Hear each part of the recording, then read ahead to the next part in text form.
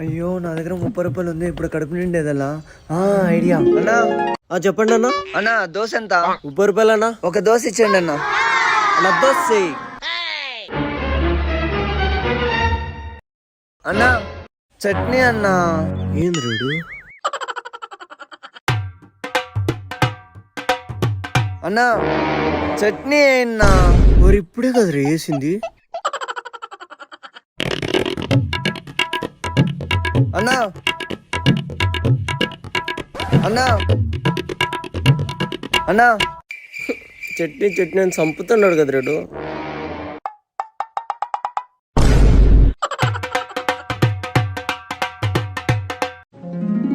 అన్నా ఇందన్నా 30 రూపాయలు. పోరా స్వామి పో.